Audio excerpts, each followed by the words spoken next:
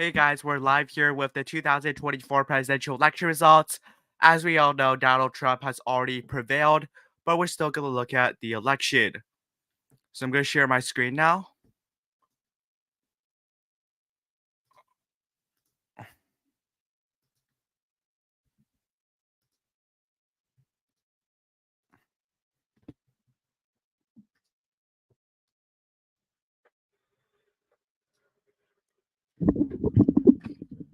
I'm just going to wait about a minute or two. We're going to be talking about the election results and what I really expect going forward, because of course we still have some things to look at. So we're really looking at the election results here. My final prediction, probably 314 will come true. Let me see. No, I don't think the state of Maine will vote for Trump. It's very likely D at this point. I think most likely it's gonna be 312 to 226. That's what I think most people are predicting right now.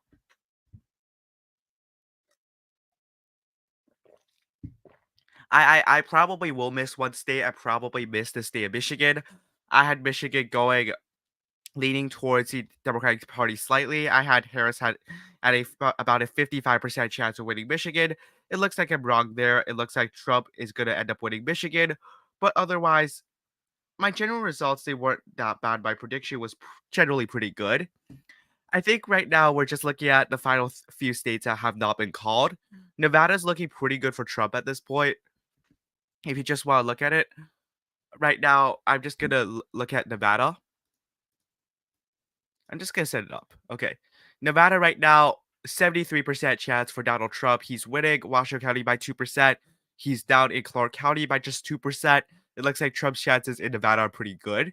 If you look at the uncalled states, you look at Arizona. Again, Arizona's probably the one that's going to take the longest. It does look like right now Donald Trump is favored to win the state of Arizona. That's also not too surprising given what we know. As long as Trump is within about 2% of Maricopa County, he's probably going to win the state overall. Now we look at some of the other states that we've. Again, if you have any questions, be sure to put it in the chat. I'm more than welcome to respond. If you look at Wisconsin, I believe Fox News has already called Wisconsin. Wisconsin, 95% chance to 95% chance, if not higher. It's gonna go for Donald Trump. Harris did pretty poorly, honestly, in the rural areas, especially the working class regions like Rat County, like Lafayette County, like Sauk County. This was a county that voted for Biden by several points. Columbia County voted for Biden by several points. Kamala Harris lost both of those counties. She also lost counties like Crawford and Vernon by pretty large margins. The correct number is 280 to 226. Yeah, Trump has won over 280. Yeah. I mean, it's pretty obvious that Trump will win the state of Wisconsin at this point. There's still some vote from Milwaukee, but it's not going to really change who wins the election. Is my mic even on?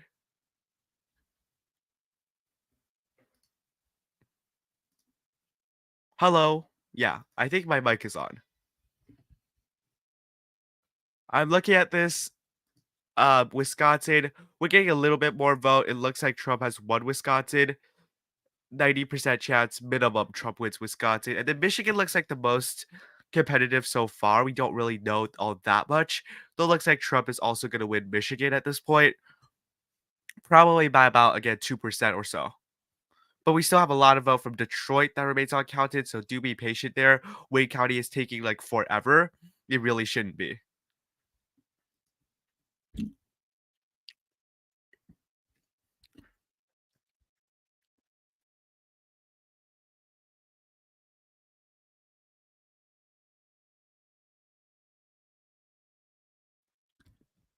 So if you look at some of the other states as well, we're just gonna be looking at the Senate at this point. I think Trump is currently at 280. I think Fox has Trump at 277. Alaska is most certainly gonna go for Trump. I'd say Trump is at 280. Some news sources are slower in their actual tabulations. Some news sources, you need like 99.9% certainty. Some other news sources, they only need 95% certainty. So it depends on the news source you're looking at. I'm just going to be using New York Times for this video. I think Trump is at 280. So if you look at the Senate races here, these are truly some of the most important races, I would say. I think this was a shocker to me. Bob Casey, it looks like he's gonna end up losing re-election. I mean, I don't think it's I think it's a really big shock that Casey looks like he's in a really bad position. We're gonna be looking at Pennsylvania.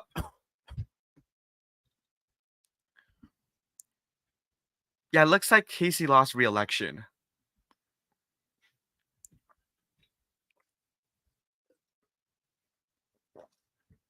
Democratic chances of winning like the House are also really slim at this point. Republicans are leading in the three competitive districts. Democrats had edges in both the 8th district as well as the 7th, according to 538, The Economist, and other sources. And yeah, I mean, I think it's just, again, some news sort, I think in 2020, Fox News called Arizona way too early. In 2016, I would say that they called Pennsylvania, Wisconsin too early for Trump as well. Especially 2020, we remember like the Arizona call for that that not Kamala Harris, but the 2020 Arizona call where they called it for Joe Biden, Arizona that early on election night. That was a truly bad call. I mean, the U.S. Senate race, Bob Casey looks like he's losing. That's a really big shock, I think, to most people. I want to look at the poly market. All U.S. elections. I'm gonna be looking at Pennsylvania Senate.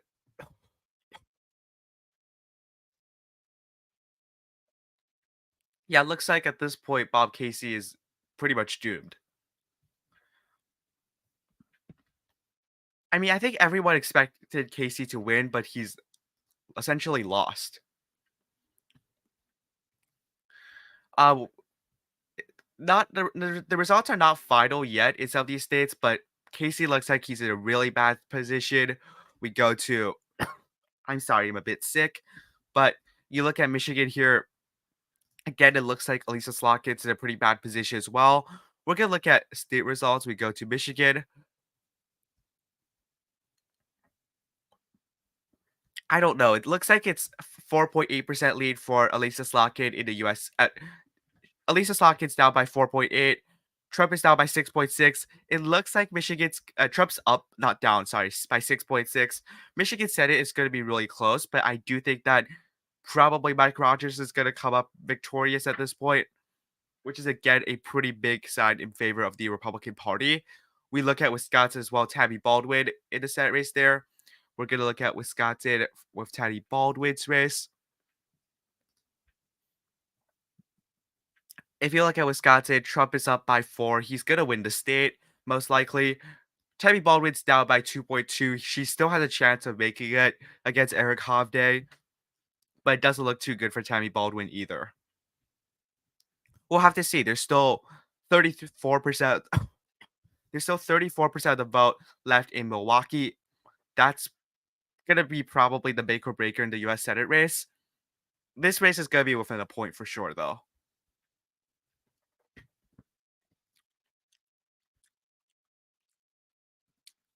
Jackie Rosen is also down in Nevada. Let's check the Nevada Senate. I don't know. Okay, looks like people still think Jackie Rosen will probably hang on to Nevada Senate. That's what he's. I know Trump has won. You know.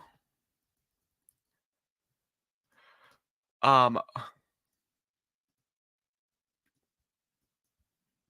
What else do we have? Sam Brown, Jackie Rosen. This race is going to be very close. The three closest Senate races definitely going to be the states of Michigan, Wisconsin. The three states are really undecided at this point: Michigan, Wisconsin, and Nevada. It looks pretty good for Ruben Gallego in Arizona. He's up by more than 100,000 votes with 52% reporting. That looks pretty good for Ruben Gallego. He's doing much better than Kamala Harris. He's outperforming like Harris by like 8% in Maricopa County. That's the biggest performance for any candidate in any of these states, essentially. Honestly, I was a bit surprised by how much Bernie Monrito was able to win by. Monrito came out victorious by almost 4%.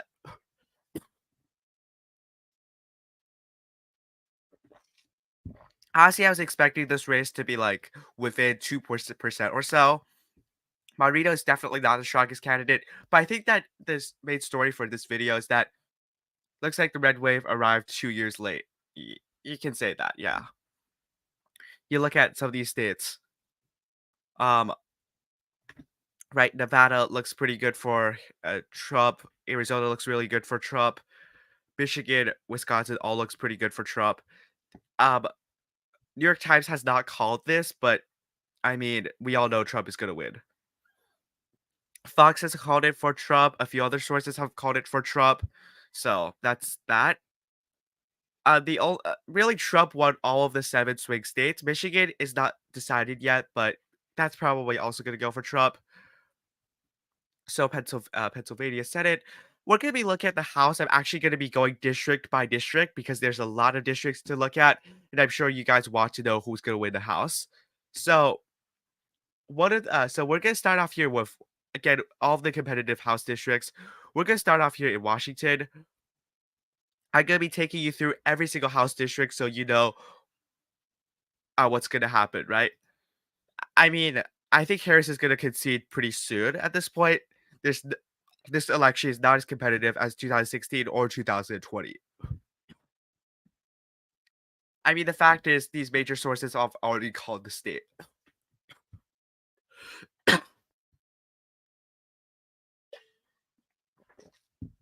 So, some of the competitive races here, there's honestly not that many. And at Washington, the competitive race is I believe the third district between Mary Goochkan Perez and Joe Kett. I think right now Kett is narrowly favored because the vote that has come in is more closer to the early vote, while some of the votes that come in later will probably favor Kett more. I think Kett is going to win at the end of the day. But right now, Marie Goochkan Perez does have a lead. Another competitive race here is this district right here. Pro-impeachment Republican Dan Newhouse facing Republican Jared Sessler. Sessler is backed by Donald Trump, but Dan Newhouse has been here for a very long time, and Newhouse is still leading in the vast majority of the counties. Not vast majority, but he's leading in 6 of the 9, while Sessler is leading in 3 of the 9, including Newhouse is also leading in Benton County, which is the most populated county in this district.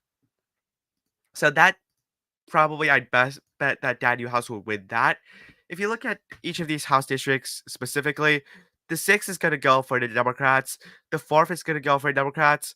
The 5th district right now, if you look at the 5th district right now with the Democratic Party and the Republicans, Lori Chavez the Raymer, this is a very competitive district. I'm not sure necessarily what's going to happen. It looks like an independent might actually end up making or breaking this election in this district. I'm going to be specifically looking at this point at California. I mean, California right now, where 49% of the vote is in, Trump is actually doing pretty well in California. I'd say for a Republican. So, quite a lot of competitive districts right now in California. There are 5 Republican incumbents defending their seats against Democratic challengers.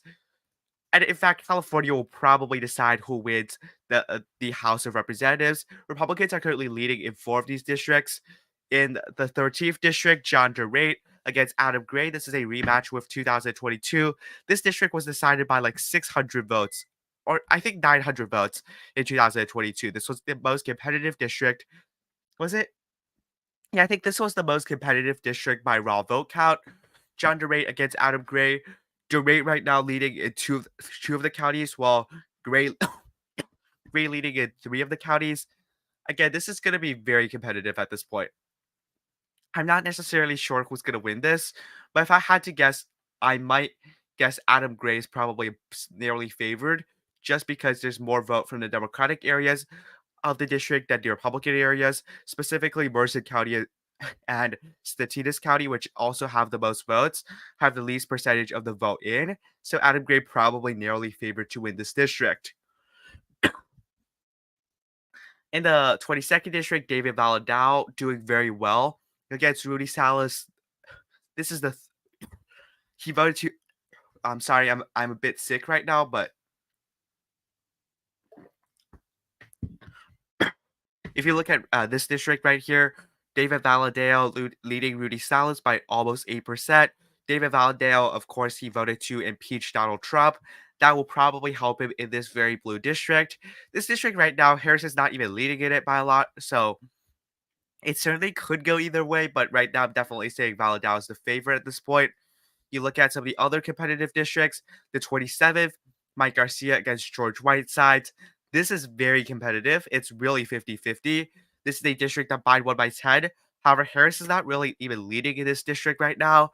So Mike Garcia could certainly end up winning re-election. George Whitesides also, this is really 50-50, 200 vote difference. I don't know necessarily where the what precincts have reported and what have not. If you know those numbers, you can definitely send them to me. I might review them. I might be able to tell you who's going to win this district. But right now, it's definitely 50-50. So the 41st district, Will Rollins against Cal Calvert. This was actually a district that Donald Trump was able to win in 2020. And he's definitely winning this district by quite a bit in 2024. However, Ken Calvert is not very popular. That that's that's kind of giving Will Rollins, the Democrat, a chance to win this district. And if you look at the 45th, Michelle Steele against Derek Trad. This is an Orange County based district. I'm definitely a bit sick right now, but oh, I mean, Steele looks like she's probably going to end up winning this district as well.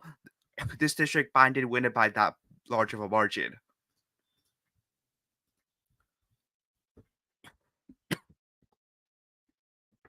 Arizona has 6 uncalled races, but I'm pretty sure Andy Biggs is going to win. I'm pretty sure Eli Crane's going to win.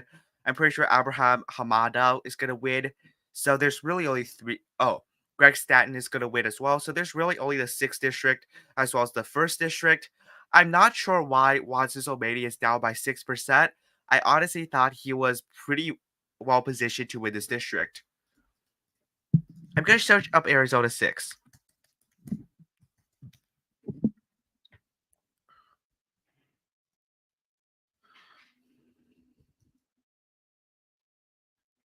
I accidentally typed Arizona 6.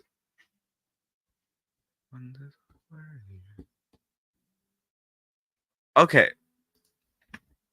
It still looks like that Sisomania is favored, but he's down by quite a bit. We can look at some of the other districts as well. I'm not sure why they haven't called districts like Utah's 4th. It's obviously going to go for the Republican. They're up by 29%. I think New York Times should really start calling some of these races. I'm going to check MSNBC.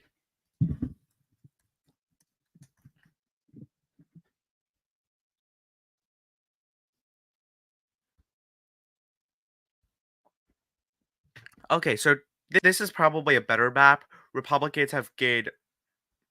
Yeah, MSNBC is definitely ahead of New York Times on this. Republicans have gained 3 seats, netted 5 seats. They've gained 3. They've gained 3 technically. Democrats have flipped 2 seats. I'm gonna start off by looking at Nevada here. I'm gonna be crisscrossing these 2 tabs, but for the U.S. House in Nevada, we're gonna check that. Pretty sure the 3 Democratic incumbents are all gonna hang on. Susie Lee seems to have the toughest race of them all, but it does look like all 3 of them will probably hang on. Um, you look at Arizona, I'm looking at the Scalise, Fields, Arnie Anderson. Oh, yeah, Republicans flipped quite a few districts.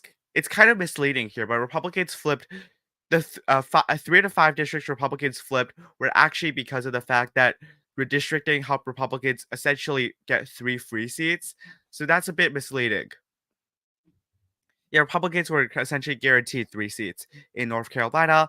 They flipped 2, honestly. They flipped Michigan's 7th district. Barrett has flipped that district for the Republican Party, and they've also flipped, I believe, Pennsylvania. Matt Cartwright is not going to win re-election at this point. Democrats have flipped 2 districts. They flipped the 22nd district by a rather impressive 8% margin, and they've also flipped um, the 2nd district. This was also a free district for the Democratic Party. It was redrawn so that this district was essentially guaranteed to go blue. I think it's not about, if you look at this, that oh, that's a really big margin though for Michigan's.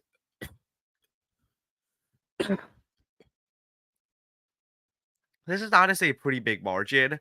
John James was only expected to win by like 1 to 2%. We look at some of the other districts here. Maryland 6. Matt Cartwright has already lost. Susan Wild is probably going to lose. Democrats are probably going to pick up. I don't know. Why haven't they called a district that the Republicans are up by 16%? I simply don't understand. With 94% reported. That's so confusing. I'm going to check the governors. I mean, Josh Stein won by a very big margin. Yeah, that was a blowout. The fact that he won Cannabis by 10%, that was a huge margin. Montana right now, too early to call. Gianforte is obviously going to win. How much was New Hampshire governor? 7 points. Vermont governor, huge margin. Yeah, there's nothing too surprising. It looks like some voters wrote in Phil Lyman for Utah's governor, but that was 77.9% of the vote. President. Michigan, yeah, Harris is still down a lot in Michigan. Wisconsin, Pennsylvania has been called quite a long time ago at this point.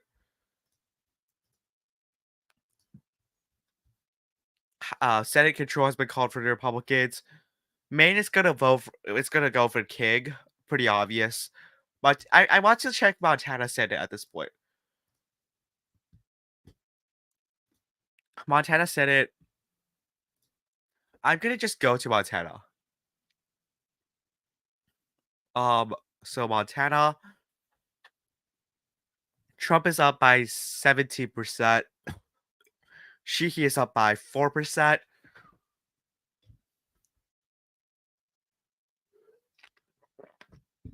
Support top 4 primary. Require majority to vote election to win elections. Right to abortion. It does look like that. You know, Tester's probably gonna lose because I expect Trump to lose Montana by between 15 and 20%. Trump to win Montana by between 50 and 20%. Right now, he's right around the middle. He's winning by 17. Sheehy is winning by 4. So even if Trump ends up winning the state by around 15%, that would indicate that Tester would lose by 2%. Again, Tester's actually doing much better than my expectations, but he's still gonna lose. So right now, if you, I'm just gonna get out a Senate map here. Democrats have won all these races, right? Democrats have won all of these states and races. Republicans have won these. Utah, they've won it. Florida, they've won that. They've won that. Minnesota's gone for the Democrats. New Mexico's gone for the Democrats. I'm pretty sure this is the position we're in. It's it's pretty obvious Maine is gonna go for Angus King. I'm just gonna put that in my own called races. I personally think that's pretty much a shoe-in. Democrats are very much favored at this point in Arizona. Ruben Gago's doing about 7% better than Kamala Harris. Montana right now pretty much favored to go for I would say Team Sheehy. The four other races are the ones we're really looking at this point. If you look at the presidential one, it's definitely this is what I think.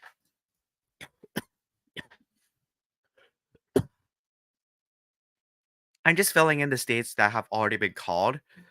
None of them should come as much of a shock. I don't want to call any states wrong, but some of these are really obvious. Main second, these are have all went for the Republicans. Is there anything, by the way, that you guys want me to cover specifically? If there is, be sure to put it in the chat.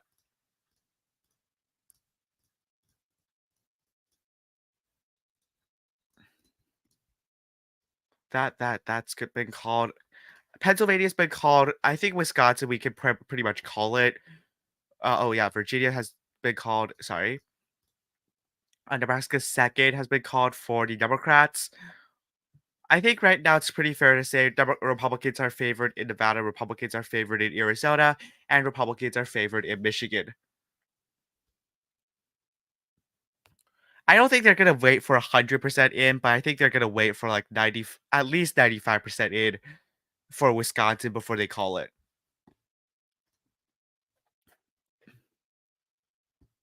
Um, Pennsylvania said it, 95% in.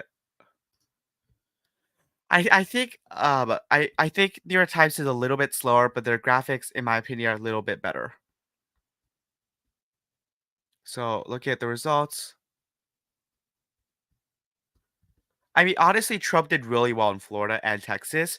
In Florida, Trump won by 13%. That's a really big margin. He won by Miami Dade by 130,000 votes, which is even better than Ron DeSantis and Marco Rubio. If you look at the state of Texas, this was a huge margin for Donald Trump, 15%. This was the same state that voted for him by just 6% in the last election. California also not looking too good right now for Kamala Harris. Of course, she's going to win the state, but not by that large of a margin. So Nevada, Arizona, Michigan, it's still only lead Republican. I think there's still maybe some room of movement, but it definitely looks good for Trump. Also, what the heck is going on with Wayne County? They need to be counting votes faster. You should be at 34% in after this many hours. If you want to look at like remaining votes, there isn't many remaining votes left. But if you look at Wayne County, there's a huge batch of remaining votes. It should not be taking this long. Like in all honesty, they should be getting their stuff up quicker. Like, come on, you shouldn't be having 66% of the vote to count at this point. We're what, like we're 7, 8 hours in and you're still at 34%. Come on, Wayne County. You can do better than this. I mean, we're not really gonna know the results of Michigan until Wayne County starts counting some of their ballots. If Harris does really poorly in Wayne County, that would be a projection. But if not, we're gonna have to wait and see. So right now, this is my own prediction. All the safe red states have been called. Nevada's pretty likely to go for the Republican Party. Arizona, I'm also pretty confident. Michigan as well. They're gonna go for the Republicans. Wisconsin, Michigan, Pennsylvania. If I had to characterize them, Pennsylvania's tilting towards. I'd say leaning towards the Republicans in terms of probability. Wisconsin and Michigan are really toss-ups. But I'm gonna say right now, I still expect the two Democrats to win. Nevada is also pretty competitive, but I'm expecting Jackie Rosen to hang on.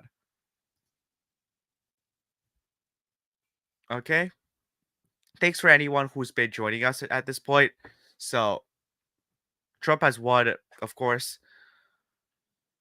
Honestly, just Harris also did really poorly in some of the states that are really Democratic. If you look at them, for example, she's only leading New York by 10%.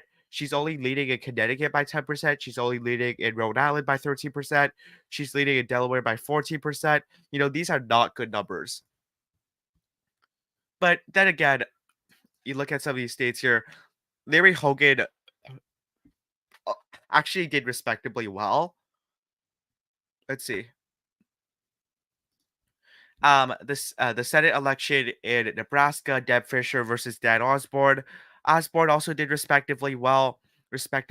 You can see that Fisher only won by right now. She's only leading by 6.8%, but Dan Osborne was not able to get enough of the vote for him to win. Though he did win all three of the most populated counties, but that's kind of to be expected.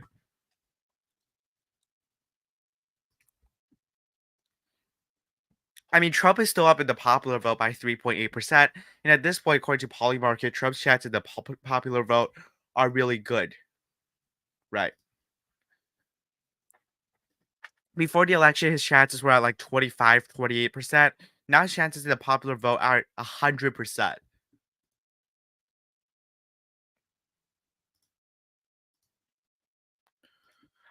I mean, I think New York Times should just call it at this point for Donald Trump. Pennsylvania is really not in play at this point. Oh, they called Pennsylvania. Oh, they called it. Okay, New York Times officially called Pennsylvania now for Donald Trump. Or did they call it some time ago? I'm not sure, but it looks like they just called it. That's not surprising, though. We all knew that this was going to go for Trump. So right now, all Trump needs is winning Alaska or winning Wisconsin. I've already called Alaska for Trump. I've already called Wisconsin for Trump. The other states we have to wait and see. I've also called Maine for Harris. Those are pretty much expected outcomes. So right now, Pennsylvania Senate, there's a little bit of vote left in Philadelphia. We're talking about 7% of the vote left there. If I just do the math with my Asian brain, 380,000 votes times 0.07. So there's roughly maybe 25,000 votes for Bob Casey to net in Philadelphia. There might be a little bit for Bob Casey to net in Bucks County. There's going to be a little bit as well for Bob Casey in Central County. I'm just going to be doing the math here right now with me to see who's going to win Pennsylvania. So right now, Republicans are up. Dave McCormick is up 72,000 votes in Pennsylvania. At this point, at this rate, if Bob Casey wins the remaining vote in Philadelphia County by 60% margin, I'm just going to write them down. Right? So, in Pennsylvania Senate, Dave McCormick is up 72,000 votes. That's 72,000. In Philadelphia County, there's going to be roughly, assuming that there's 7% of the vote left, you're probably going to see Bob Casey net around 25,000 votes. So in Bucks County here, there's a little bit of the vote left. Based on what I've been hearing, these are mail-in ballots. These are ballots that are going to help Bob Casey. And also, I really doubt he's going to end up losing this county. So based on what I've heard, Casey's going to win Bucks County by about 1 or 2%. And thus, when you consider that, he's probably going to net about 10,000 to 15,000 in Bucks County. We're going to say 10,000 at this point. There might be a little bit more for him to net in Chester County. I've heard he's probably going to net like 5,000 here. I've also heard that he's probably going to net like 5,000 in Central County, but that only gets him roughly 45,000, and he's down 72,000. So it's not looking too good for Bob Casey. If you look at the other Senate races here, we're also going to be doing kind of the math. So Mike Rogers, Elisa Slotkin, essentially the only remaining ballots here are essentially in Detroit.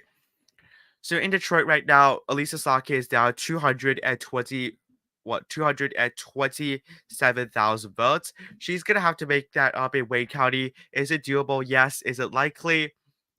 At this point, I think that she can still definitely make it up, but it's not gonna be that easy. It's not gonna be that tough either. This is really 50-50, as well as Wisconsin Senate is really 50-50. I would hope they had a needle for these races, but they don't. Tammy Baldwin is down by 2.1%. So there's still roughly there's going to be 50. Tammy Baldwin, if she does win Milwaukee County 65-32, she's going to have about a 50,000 votes from Milwaukee County. But other than that, she's still going to be down 17K, and it's going to be really hard for him to see those votes anywhere else. So that's not good for Tammy Baldwin. And there's still some vote from Brown County that could favor Eric Hovde. Other than that, I don't think there's much vote left. It's actually maybe when I reconsidered this, it's probably Republicans at this point who are the narrow favorites to win Wisconsin and Michigan. They probably are.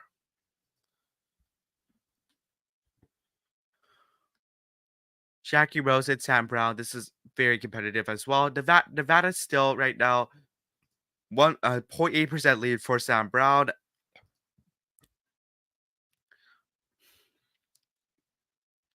It looks like Brown might hang on to. No, it looks like I don't know. It's definitely possible that Jackie Rosen could win in Nevada. That's definitely not out of the picture. But I mean, Democrats have essentially won none of the competitive seats. They've won like nothing. Democrats somehow have not even win. The main uncalled result is not that surprising, but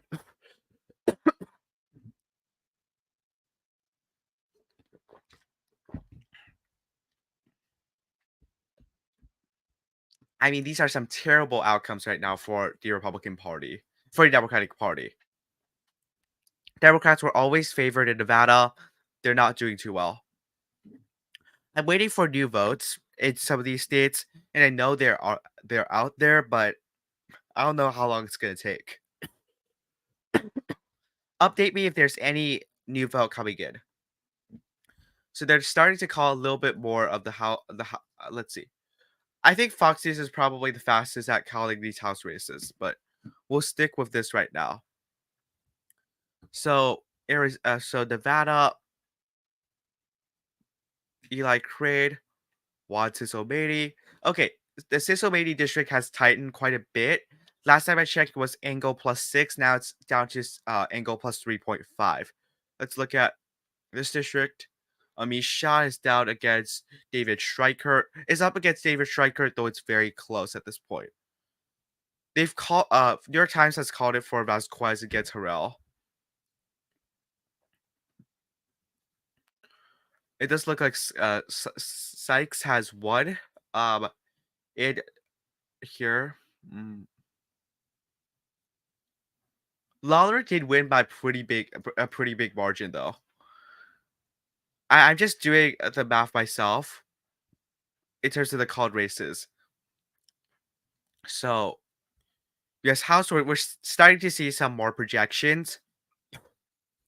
I really hope I can. Okay, House Interactive.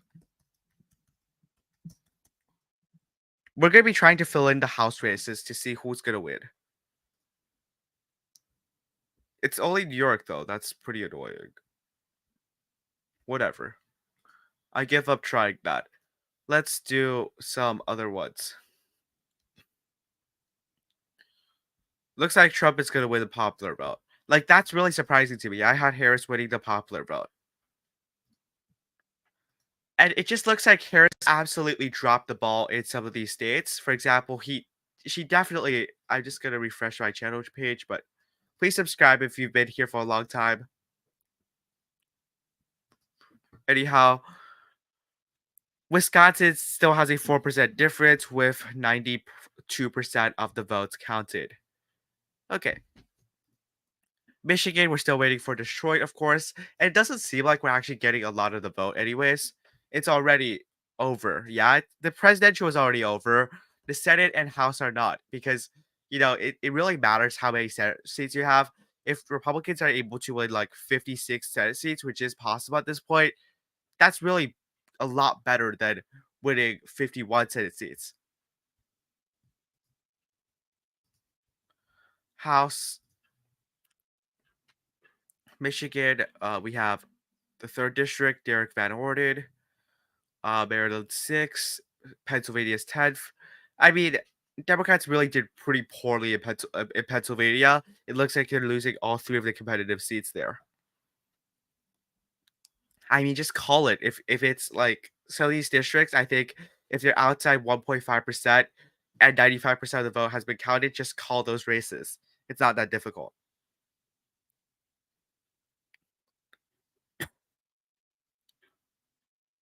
Let's see. In Alaska, Mary Peltola is at 46%, Nick Begich at 49%. It's gonna take a long time for those votes to actually come in. So Vasquez write-in. I mean, California is gonna take a really long time at this point. How does Nebraska's second district look?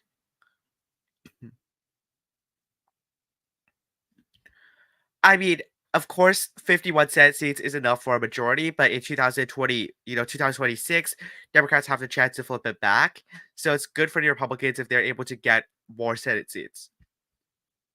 And also, you always, if you're a Republican, you definitely want to consider like getting rid of Lisa Murkowski and Susan Collins because not necessarily getting rid of them, but getting rid of them as like blocks for the Republican Party. So if Republicans are able to get to 52, that's a lot better than 51, so that they don't have to really consider those two people's opinions.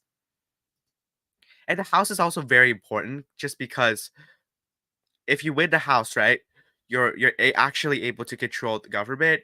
But if you don't win the House, that's going to be much more problematic to get anything done for the Republicans. So Maine second district. Last time I checked, this was a district that voted that was actually in the Republican column, but now Golden has taken about a 2.6% advantage.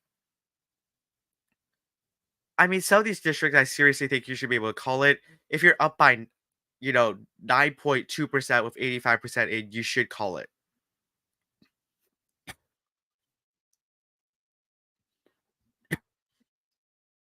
Let's see. So for Colorado, why haven't they called Colorado's fifth yet? It's very obviously the Republican column. Um, let's see. Are there any specific races y'all want me to analyze? If not, I'm just gonna look at it myself as to what races are interesting. In my eyes, that is. State breakdown.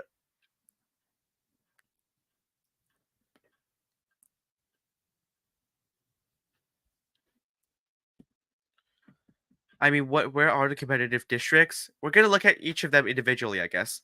Virginia's district, Eugene Vindman is ahead of D. Anderson. Derek Anderson, yeah. Okay. I think Vindman's probably gonna win based on this. There's still quite a few votes from Prince William County. This is definitely closer to a toss-up, but it does look good for the for Democrats here. You look at North Carolina's first district, Don Davis, 91% of the vote is in, and he is ahead of Republican Lori Buckout. So that should be a win for Democrats. Um, Ohio's ninth district right now. Marcy Kaptur, Derek Murray. Murray got really close, but he is down by 1,000 something votes, and there really aren't any votes left. So Marcy Kaptur should be able to win. We're just looking at some of these districts here. Scott Ball against Dave Mid. This is a district that's not supposed to be that competitive. Scott Ball did challenge Katie Porter in 2022. He came within 2%, but he did come up short. This time around, though, he might actually win based on these results. 50.7 to 49.3.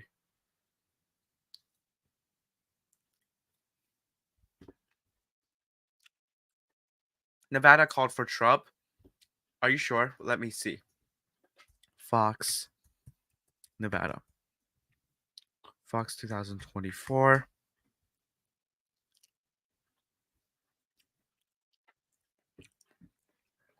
Can someone help me verify, is Nevada actually called? I don't think anyone called Nevada yet. Is Nevada called? I don't think so. Let's see. I mean, Nevada. It's almost certain to go for the Republican Party, but it's not called yet. I think.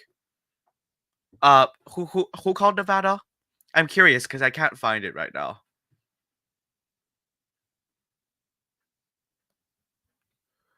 Did MSNBC call it or something? I mean, I wouldn't be surprised if Nevada was called. Nevada's pretty obviously going for Trump, but I want some reassurance. Oh, DDHQ?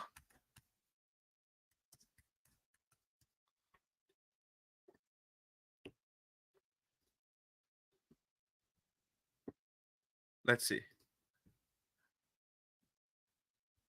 Did they call a Nevada? Okay, they called it for Trump. Okay. But it's weird because they say 90% of the vote is in. But if you look at Nevada in New York Times, it says 84%. What does it say on Fox? 93%. If it's 93%, yeah, I think we can also call that as well. Nevada does go for Donald Trump. Yet, if DDHQ called it, I'm more than confident to call it. But I think Michigan and Arizona, we just have to wait a while because there's a lot of vote that has not been tabulated.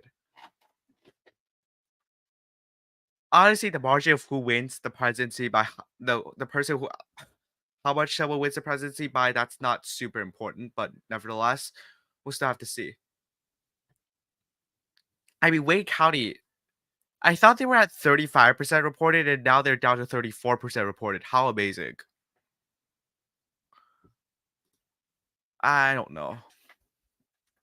So, again, some of these estimates, I'm not sure what to believe because if you look at perhaps in I'm just going to check Michigan here. How much did they say? 32%. So some of these news networks, they have different estimates, and that's going to take a while. Of course, they're going to have different estimates, but it's still a bit annoying, honestly. How much does MSNBC say is left in? Okay, 32%. If it's 32%, that math is a lot better for Harris than if it's like 35%, because every vote matters at this point. Um, Honestly, Brandon Williams lost by a lot in New York. He lost by 8%.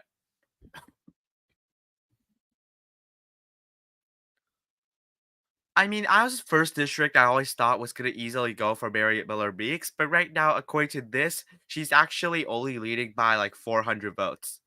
But last time around in 2020, she actually only led by 6 votes. So yeah, Montana, Ryan Zinke is still behind, though only by 43 votes. All these districts are kind of reporting ballots gradually, so we'll see. I mean, I think they should start calling some of these California districts. For example, the 45th, obviously going to go Democratic. The 23rd, obviously going to go Republican. They should start calling these districts. Nebraska second, 91% in.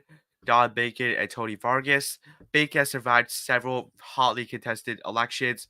If he survives this one, he's really the zombie. So President, um, yeah, Douglas went to. Okay, let's see. Deb Fisher, Dan Osborne, Pete Ricketts.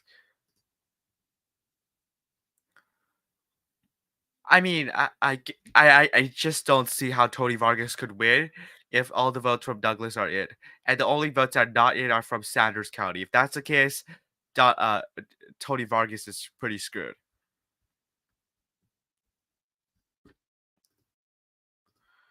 We look at some of the other House district Senate elections. 93% in. Let's check. So 49.9 to 47.9, 69% in from Milwaukee. We're still waiting for a little bit more. I think the margin did tighten a little bit from the last time I checked, but it's still a 72,000 vote difference. Milwaukee's actually not that bad in terms of their speed, but Detroit's got to really get their they really need to get their stuff together. It's ridiculous how long it's taking.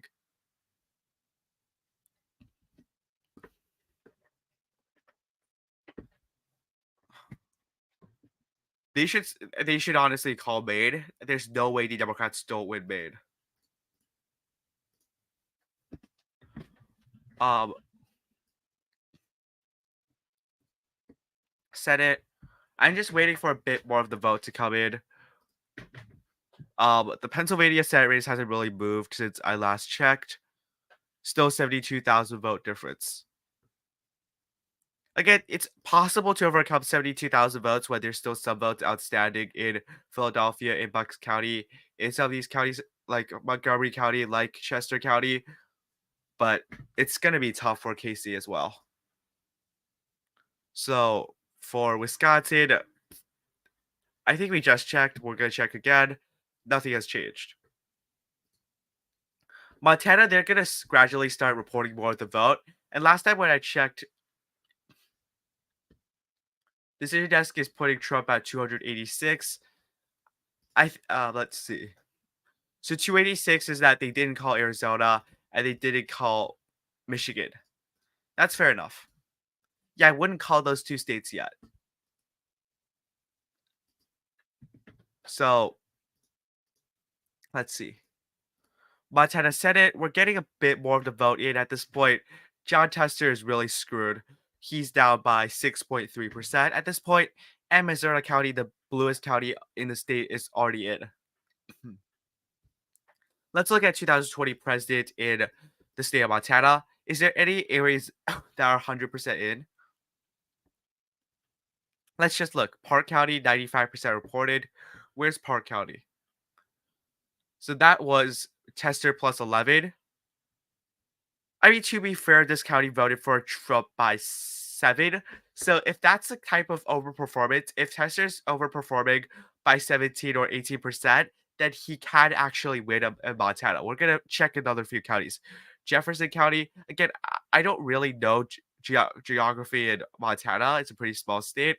So I have to find county by county, which is a bit annoying, but we're going to do that. Jefferson County, where is it? Oh, right here. 6137. Let's check it. 6532. So that if that's the type of if Tester's actually able to overperform by like 18% like he's doing in Park County, that's gonna be enough.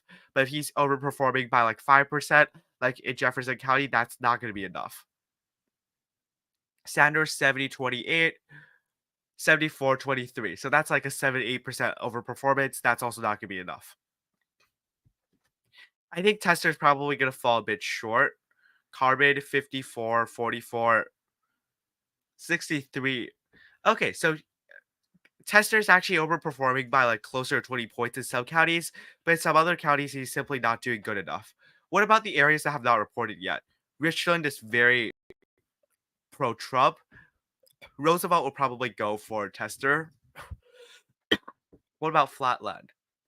Flathead, sorry. Flathead, Trump plus 30. Okay. Gallatin County, that's gonna go pretty substantially in favor of John Tester, but Tester is down by 22,000 votes. Some of the few counties remaining still will favor Jim Cheehy. Tester will probably get a pretty nice dub from Missoula and a pretty nice dub from Glasson, as well as he might still get a little bit from Cascade and a little bit from Lewis and Clark, but I doubt it's gonna be enough.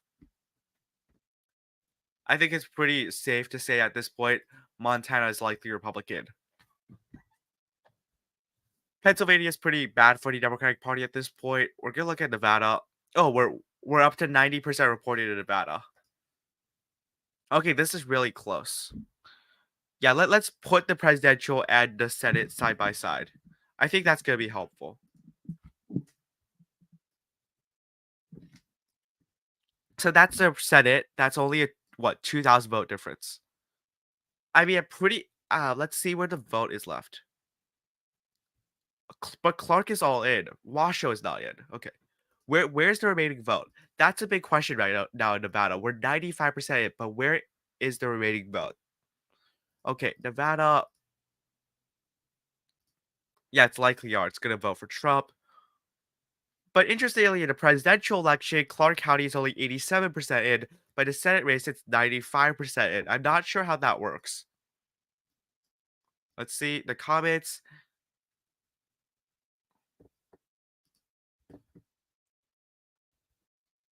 Um, okay. Honestly, none of these candidates is at a pretty high numbers of these counties. You sh- My advice for voters, regardless if you're a Democrat or a Republican, don't vote none of these candidates, especially in races as close as this. Voting that just wastes your ballot. Just vote for one of the two major guys, or if you really want to vote for a third party, voting for none of these candidates doesn't do anything. And honestly, you should just vote for Sam Brown or Jackie Rosen or any Democrat or any Republican. You really shouldn't be wasting your vote, especially in races as competitive as this one. 90% in, 85% in. Let's see. So I'm pretty sure. Oh, that's gonna be a huge batch of votes for Sam Brown. Okay, this is really close. Obviously, the question here is what the remaining vote is, because right now it looks like most of the rural areas are in. There's a bit from Carson. There's a bit from Douglas. That's not gonna make a huge difference. The two areas where there's actually a pretty sizable share of the vote left are Washoe County as well as Nye County. In Nye County, if only 11% of the vote is in, I'm going to check 2020 president. So that was a county that gave Trump about 10,000 net votes. This time in this election, you're probably going to see Sam Brown netting like 8,000 more votes from Nye County. From Washoe County, though, this is going to be the big piece of this puzzle. Is Jackie Rosen going to be able to make up like 12,000 votes from Washoe County? Right now, I definitely doubt it. She's only at 49% Washoe County. She's up by only 5,000 votes with 75% reported. It's pretty tough for Jackie Rosen. When you think about it that way, I might as well put Nevada as total Republican. But Wisconsin, Michigan, and Nevada can definitely go either way on the Senate level. And the reason that every Senate race is so important is because technically Democrats could be flipping some seats in 2026 or 2028. If you're able to get more Senate seats, as a Republican Party, you're able to kind of, even if Democrats flip a few in 2026, you're kind of able to counteract that if you have a bigger majority as opposed to a 1 or 2 seat one.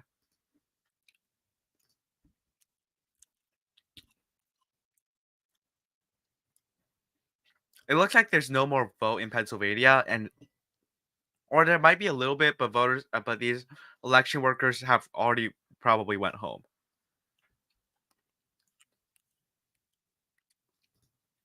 Michigan 84, Wisconsin 93. Again, just call Wisconsin already. It's not that hard. And also call Nevada. These two states, they're pretty obviously going to go for their respective candidates.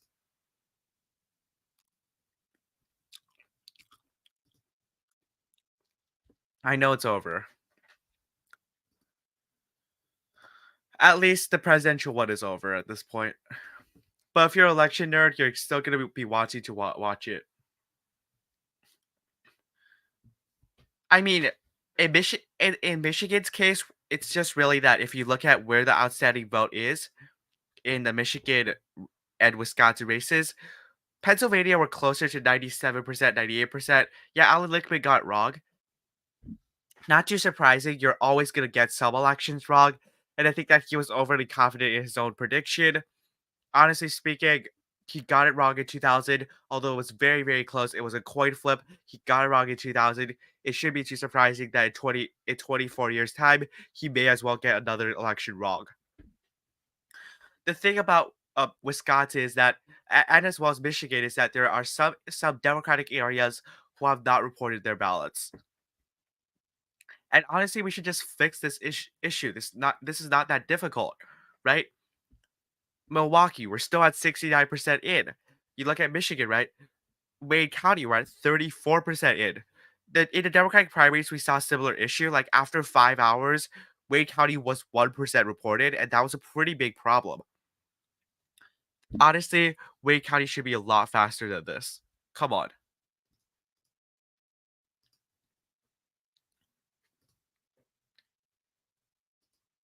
It looks like Pennsylvania tightened a little bit. We're down to what? We're down to 68,000 vote difference. So what vote just came in? Bucks just came in. Casey caught up a few thousand. That's not going to be enough for Casey though. Last election in 2018, Bob Casey was actually able to win Beaver County. Now he's losing that by 16%. Right, so you can see how big of a difference, 6 years make.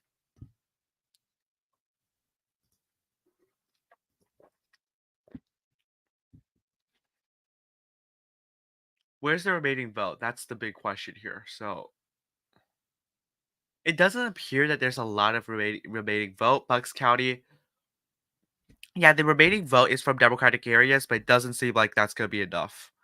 It looks like Casey will win. No, Casey will lose. Sorry. Wait, did we just get more vote from Michigan? Yeah, we got a lot more vote. Okay, huge jump from Michigan. We're up to 55% reported. This is some pretty big news, actually. So we're up to 55% reported. Slockett just got a lot of that new dub. So the gap right now is down to 130, 131,000. It was over 200,000 just a few minutes ago. In fact, I want to check what was how much did the Democrats get? 305 to 157. So Democrats are up 148,000 in Wayne County. I don't think again, there's still a little bit from Washington. So this is gonna come down to the wire here. I'm gonna check MSNBC to see what happened a few minutes ago, to see what the vote totals were a few minutes ago. So I'm just gonna check a little bit. Just hang on tight. We see a bit more vote from. Okay, there's also a bit from Muskegon. I don't know at this point. Let's see.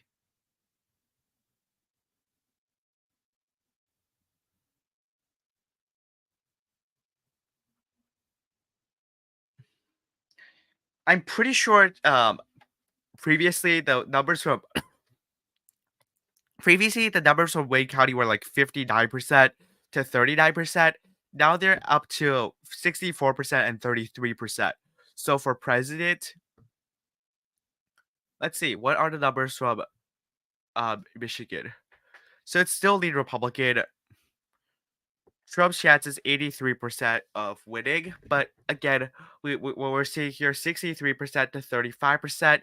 The difference in Wayne County, 128,000 votes, 138,000 votes, sorry. So 138,000 vote difference from Wayne County. There's a little bit from Muskegon left. There's a little bit from Berrien County left. There's a little bit from Washington. There's a little bit from Wayne. But otherwise, we're essentially 100% in Michigan. Okay. I mean, Wisconsin and Nevada are essentially called at this point. Arizona, let's see. Honestly, I hope I could get a perfect prediction. Looks like I'm getting 49 out of 50 on the presidential, which isn't bad at all, but I mean, just call it already. It's not very likely Trump. It's going to be Trump who wins the presidential election.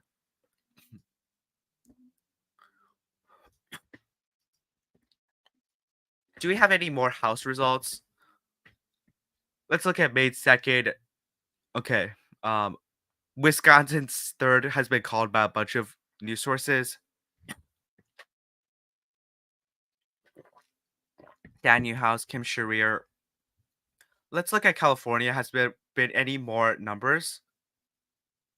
It looks like California's gonna take like forever again. The Alaska's at large. Is there any way for us to check Alaska? Because I don't think there is. President. I'm gonna try and check the Alaska, but I don't think they have the county results or something for Alaska.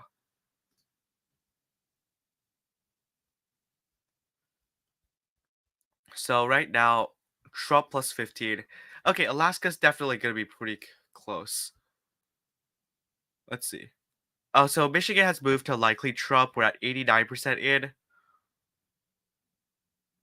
Numbers haven't changed really a lot. Muskegon, Barron County. Looks like I'm gonna be off in Michigan, but that's fine. I got pretty much everything else. But the Senate, it looks like I'm actually gonna be Republican. The Senate desk has Republicans at 200 for the House. So does MSNBC. So I'm just gonna be happy using MSNBC for now. They also have Republicans at 200.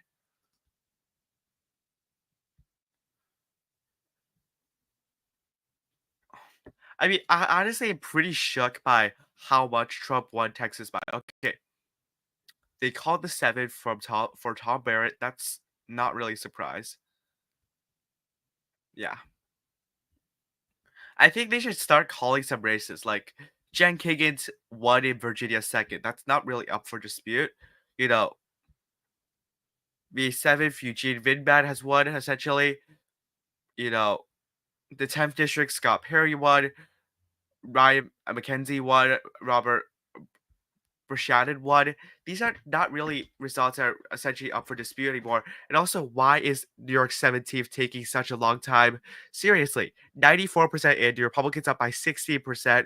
Why have they not called that yet? John James again up by 8%. They should start calling some of these races. Mike Lawler. I mean, seriously, some of these decision desks they should take a long time. What are we doing? Okay, so I think it's because some of for example, polls close at 8 p.m., but anyone in the lines are still allowed to and eligible to vote, right? If you're in the, I think the problem here is that, polls, for example, let's say that in Pennsylvania, polls close at 8. The problem is that people in the room are still allowed to vote. There's people who, after poll closing, they're standing in line, they're allowed to vote. Some of those lines take a very long time, and officials they have to deliver the votes to a place where they're actually allowed to count it. And sometimes there's absentee ballots. There's people who are abroad, and that also has to be considered. People sleeping. Also, another problem where there's still some votes. It's not cheating that's going on. I don't think that's what's happening. Especially if you're arguing that, Democrats are cheating, I would say that if that is the case, Harris would be winning the presidency right now, but she isn't. Cheating's not the thing. People sleeping, that's true. Some of the election workers have went away, and another thing that's happening here is that, another issue is essentially the fact that some ballots, people punch them incorrectly. Some of them, the machines can't read them because someone may have colored in a box, but the machine doesn't recognize the ink or something. So people are having to manually count these ballots, and some ballots they're being disputed. Okay, is this vote eligible? Is this vote eligible? They're having these discussions, which is taking a long time.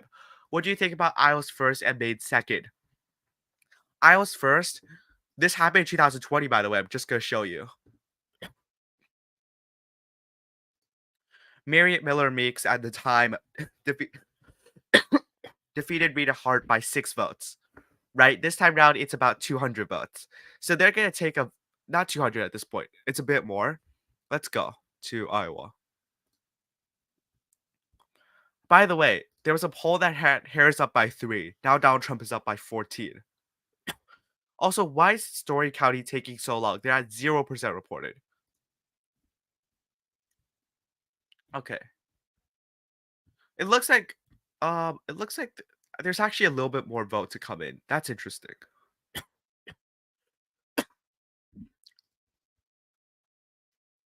I mean, I think Mary Miller Weeks will probably win. She's already up by 0.1%, and the only county that has not came out yet is a Republican one. So you should expect Mary Miller Weeks to probably win. For May 2nd, they used ranked choice voting. That's gonna take some time, but right now it looks like Jared Golden probably hang on because 72% of the vote is in, and he is indeed up. There's ranked choice voting. It looks like it won't go to ranked choice voting. There's only 869 write-ins, and they probably didn't rank anyone because those voters are just disaffected. I think probably Jared Golden hangs on.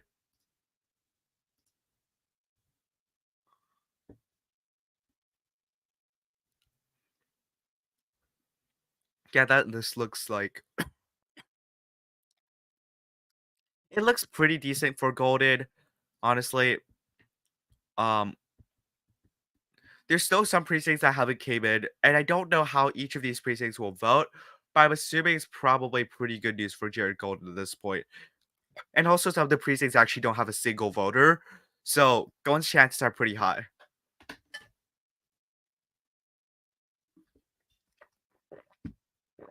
Honestly, the congressional Democrats did really well in Maine, but Harris isn't doing nearly as well.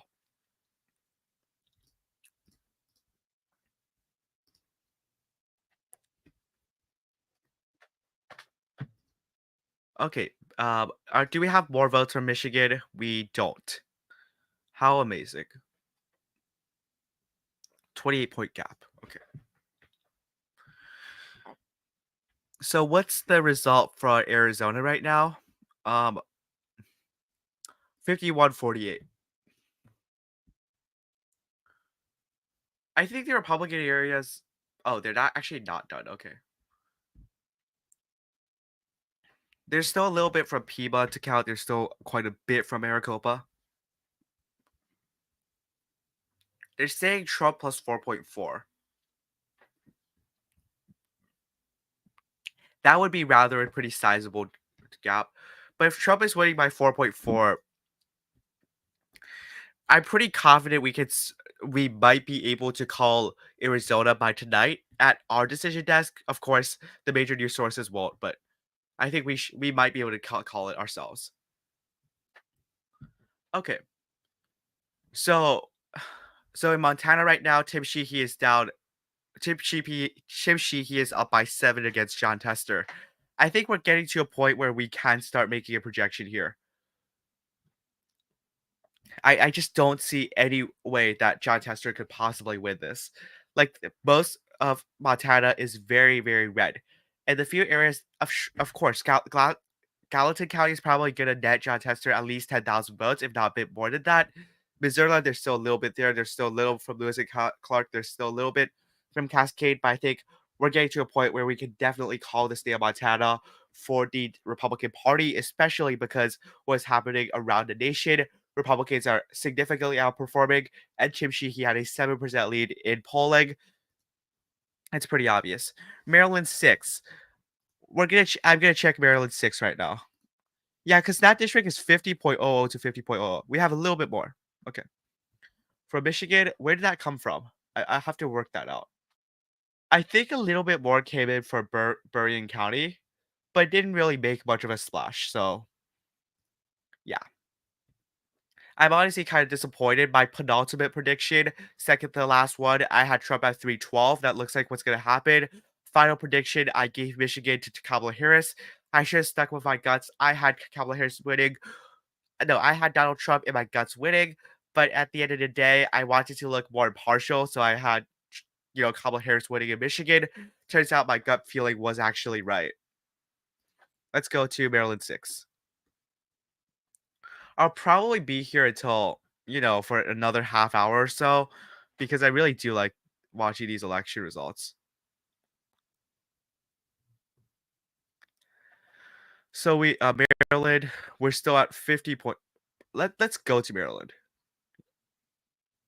I know Maryland's not. I think partially the reason why Democrats are not doing super well in some of these House races is because of Kamala Harris, right? Joe Biden won Maryland by 30. Guess how much Kamala Harris is winning the state by? 23. She's doing quite a bit worse than Joe Biden. I mean, Angela Brooks also won by a pretty narrow margin, honestly. Let's go to the.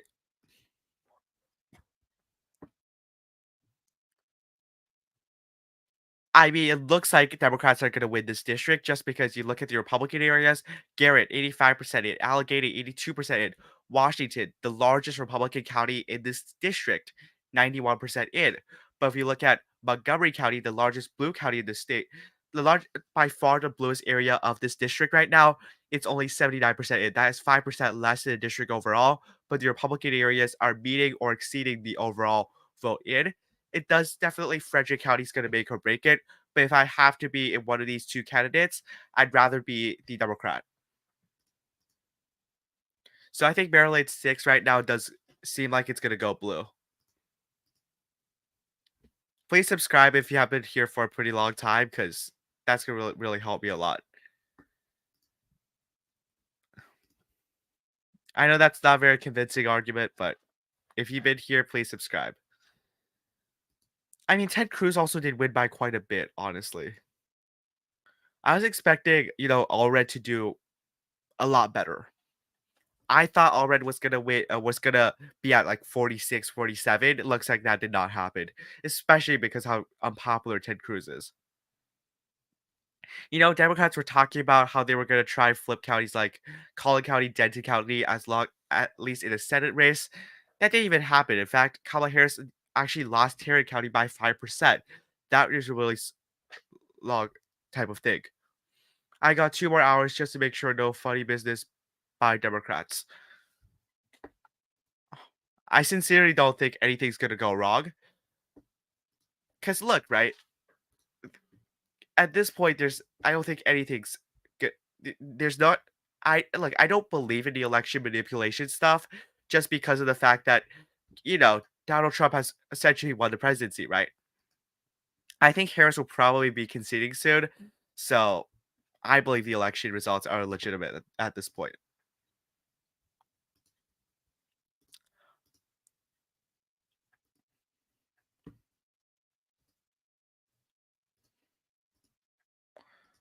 Let's look at Wisconsin.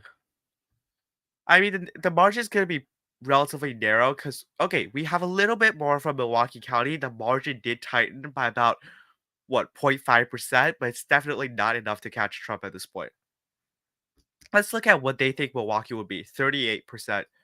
Yeah, D plus 38 is a good estimate. And you're still probably going to see Harris make some inroads in the state, but it's definitely not going to be enough.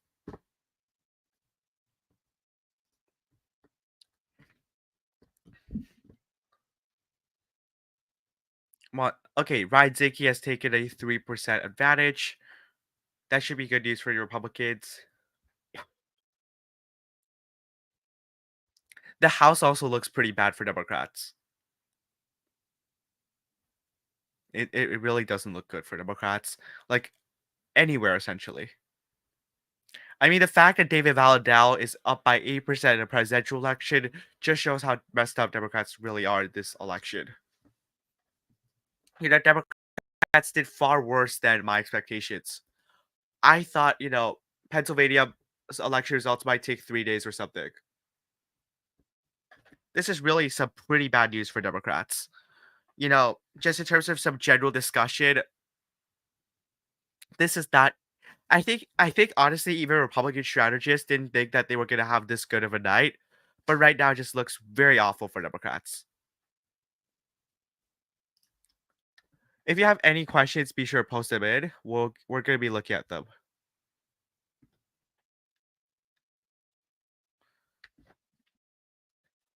I, at this point, it looks like just in terms of my general opinions about this election, when 1 or 2% of the vote was in from like Kentucky and Indiana, Kamala Harris was actually doing better than Joe Biden, and I thought that that might be a sign that Kamala Harris might actually overperform expectations.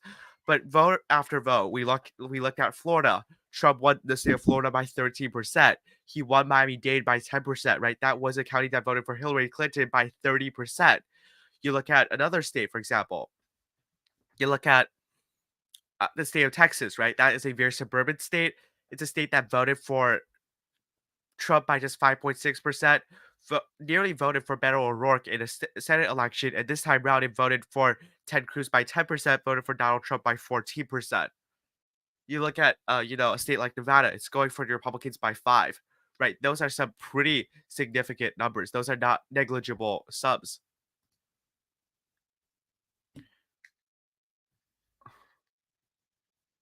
I mean, there's no point for Republicans to object to any of the election results when they're clearly winning by actually pretty comfortable margin.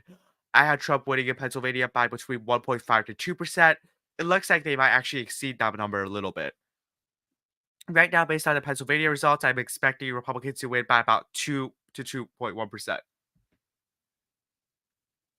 I mean, the House was definitely, in my opinion, the House was going to go for the Republicans, but I know that most people actually thought Democrats were favored in the House. Let's see. just gradually waiting for more votes to come in. My mouse is at 1% battery, but we're still gonna be talking about the election results. Okay, a bit more vote from Muskegon County did come in. It last time I checked, Muskegon was 50 to 48. Okay, a little bit more vote came in again. So now the difference is down to 195,000. I say down to, but honestly, Democrats have no way of catching up, even though we do see in the Democratic County, Detroit, Wayne County, there's still not gonna be enough. Wait, holy crap! What just happened? Wait, what? 67 is down to 58.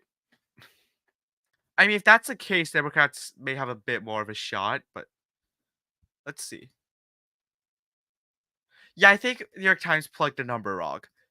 I honestly, based on turnout, I didn't think it was gonna be 67%, but still, that number is now down quite a bit. Now I have to redo my calculations. So Wayne County's 55. Let's look at the Senate race in Michigan. Slotkin is now up in Muskegon County, and we're just gonna be looking at Detroit at this point. So Elisa Slotkin is up by 148,000. In other words, Slotkin should, in theory, be favored to win the Michigan U.S. Senate race.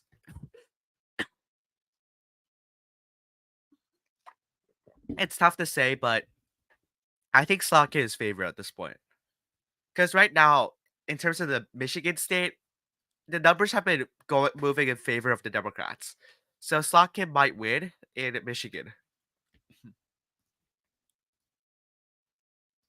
Let's see.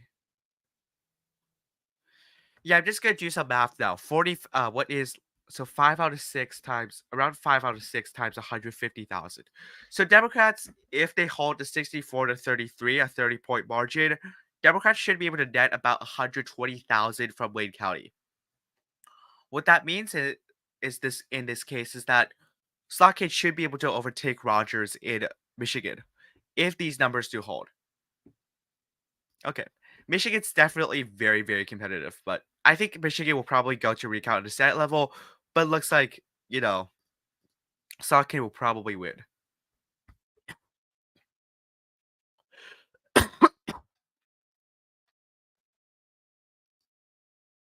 Okay, Michigan, what are the odds right now? 85% chance. There's still I guess I guess Trump might dip below 50% in Michigan. There's still a little bit of vote left. Um, let's see. Michigan 63-31. So Wayne County 28% current margin, final margin expected to be about 30%. Kalamazoo County still some vote for Democrats. There's a little bit here and there, but that's not significant.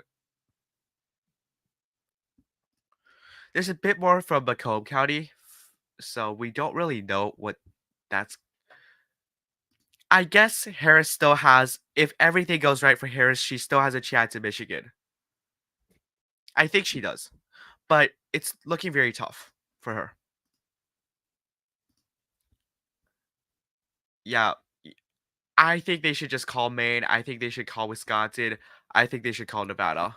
And I think they should call Alaska.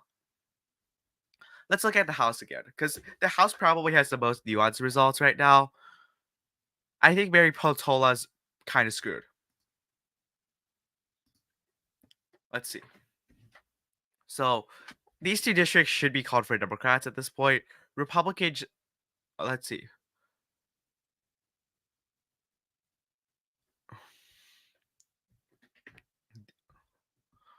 Okay, New Jersey. They should call it for Lawler. They should call it for Laura Gillard over D'Esposito. Let's look at Polymarket House.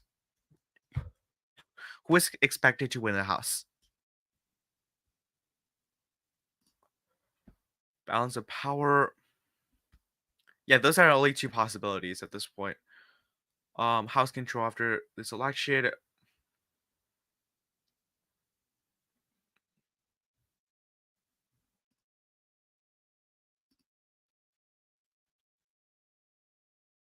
Okay, so let's look at 1 hour.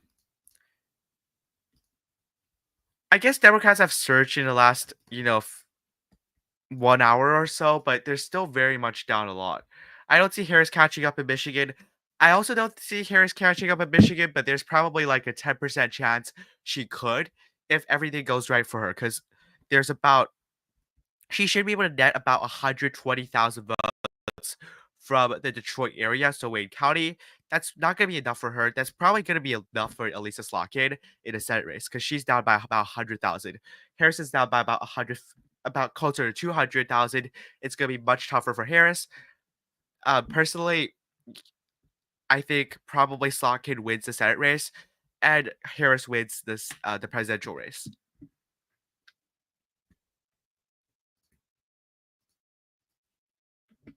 Let's look. Let's see. Okay, New Jersey. I mean, some of these races they should be called at this point. Come on, like Virginia second is a 4% gap, 95% of the votes counted. Just call these races. Let's see the Senate again, because the Senate is definitely more interesting than the presidential one. Let's look at Wisconsin. Okay, the gap tightened a little bit more, but Baldwin's in a. Is she in a bad spot? Let's see. I just want to know where the votes are left. So the only thing I see that's left is okay. There's some from Racine County. I think Racine might favor. I don't know. I think Slokin will catch up in Michigan.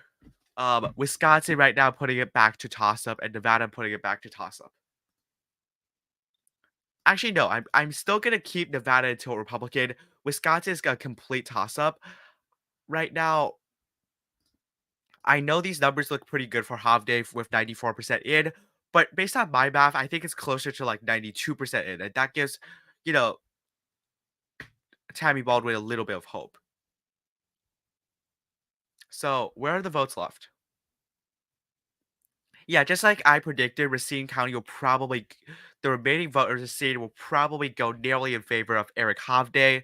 No, for Tammy Baldwin. So I think Baldwin will probably net about.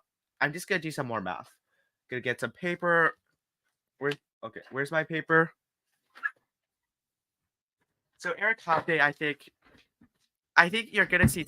So Tammy Baldwin right now down 54. Sorry, I need to get pen and paper. Yeah, right here. So Tammy Baldwin right now down 54,000 votes in the state of Wisconsin. She's probably gonna get about 7 to 8,000 votes from Racine County, and then it's really up to Milwaukee. Milwaukee gets to decide who they send essentially to the Senate. Again, most of those voters will vote for Tammy Baldwin. She's up by 112,000 in Milwaukee County. Assuming the margins stay roughly similar, that means that in the 26% of the remaining vote, she's likely to net about 40,000 votes from Milwaukee. So right now, based on my math, it seems like that, you know, Tammy Baldwin will probably lose this Senate race by like 3 to 4,000 votes. But is there any more vote? Winnebago might favor Winnebago might favor Kamala Harris. Bit more vote here. There,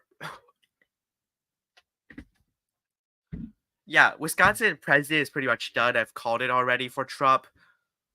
Um, Wisconsin Senate is very tight. At this point, I actually think I'm gonna go back to saying that Tammy Baldwin is slightly favored. Did Bacon win? I don't know. New York Times is pretty slow, but I think Bacon's probably gonna win. And I said Bacon had like a 90 something percent chance, but did they call it? That's the question. Did they call it? Um, I don't think they called it, but I say Bacon's chances are probably 95% plus. Let's look.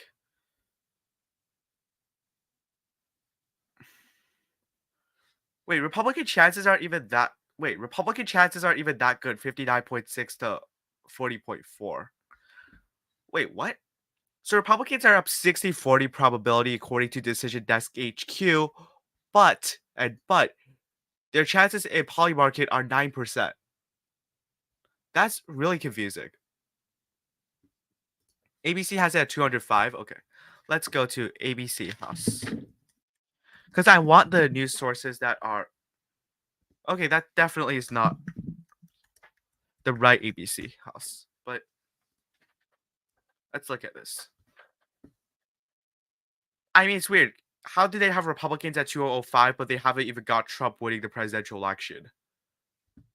Okay. Also, where is it?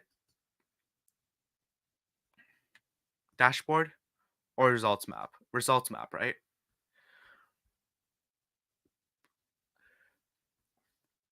I mean, seriously, call Alaska already.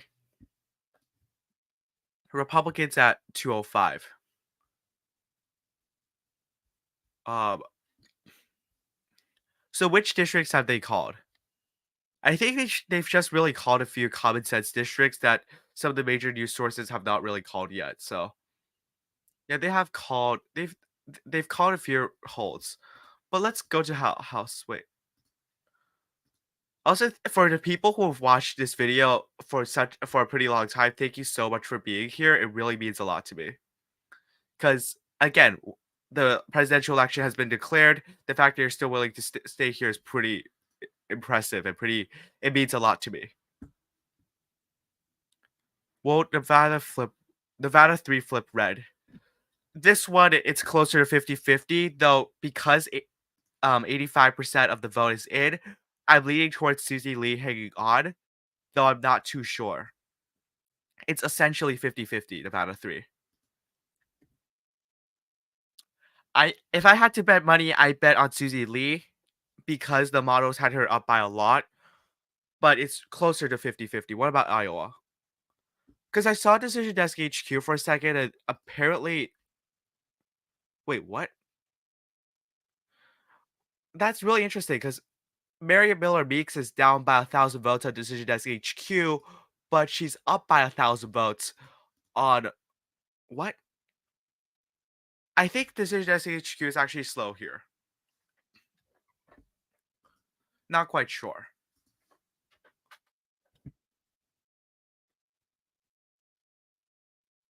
Okay.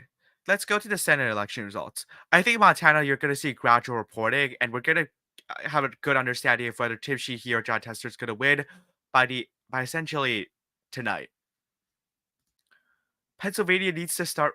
Wait. Pennsylvania. Okay, the gap tightened again to 65,000. No, 63,000. And now Bob Casey is up in Bucks County. And there's still a little bit from Philadelphia, a little bit from Montgomery, a little bit from Chester. But it does look very difficult for Casey for him to actually win.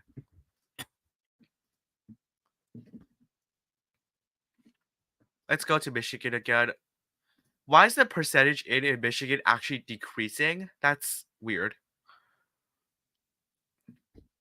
I think it's just because these news networks, they actually didn't calculate the numbers that well. So it's a bit awkward. Because now I'm expecting more to vote to come in, and now some of the numbers are actually regressing a little bit. So 58% is in Wayne County. I don't see Harris catching up.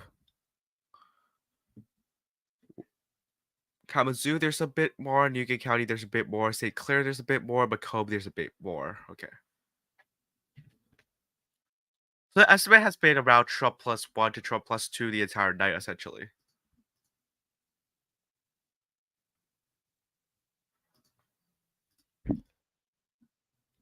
Michigan, okay.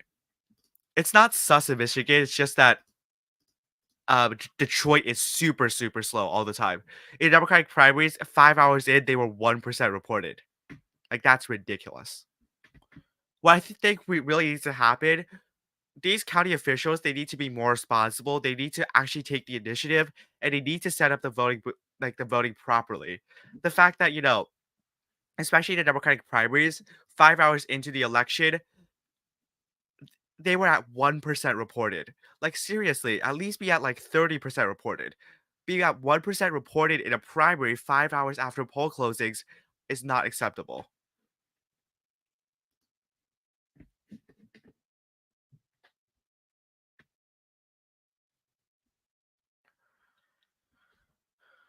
And as well as that, California needs to really be faster. Like, I understand California has a big population, but they're still only 51% in. And I don't want to wait for 3 months, not 3 months, 3 weeks to find out who wins the House of Representatives. That's way too long for my short attention span.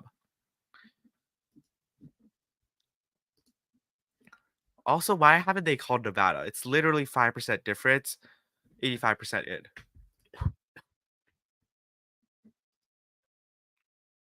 It looks like they're stuck in Nevada at this percentage.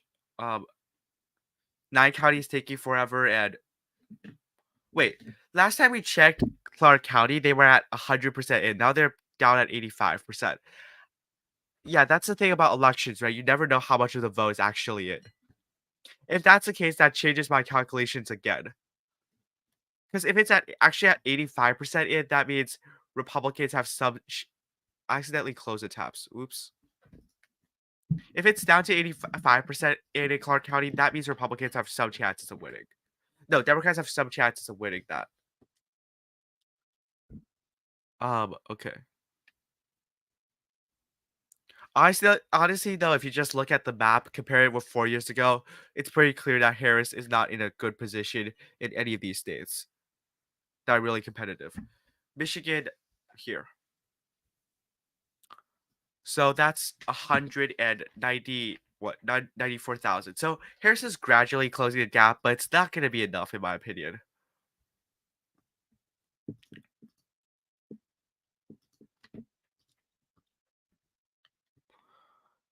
Okay, Wisconsin.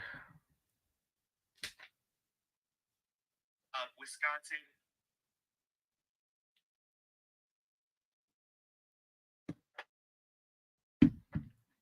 Let's see. So honestly, if you had okay, Democrat, I was just like, you should probably bet on Democrats winning the House if you really had the money to, and now Democrats are at 22 cents. If I honestly, yes, like Decision Desk HQ actually gives Democrats a 40% chance of winning the House. So yeah, Democrats have 42.1% chance of winning. Let's see. One of the races I'm really interested in is actually Dan Newhouse versus Jared Sessler. I want to know if like Dan Newhouse in a very conservative district, as someone who impeached Donald Trump, is he able to hang on? I honestly thought he was gonna lose, but right now he's still hanging on by a pretty narrow margin. But 538 had his chances at 98%. New York fourth. Let's see. What's New York's fourth? Laura Gillard, Anthony D'Esposito. I think Gillen's gonna win because it's a 1.8% difference. Every source I've checked says 95+% of the vote in.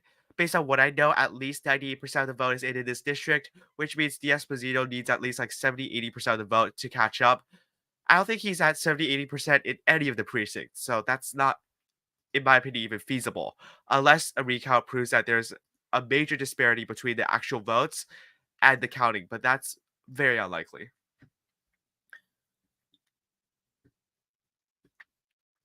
Let's see.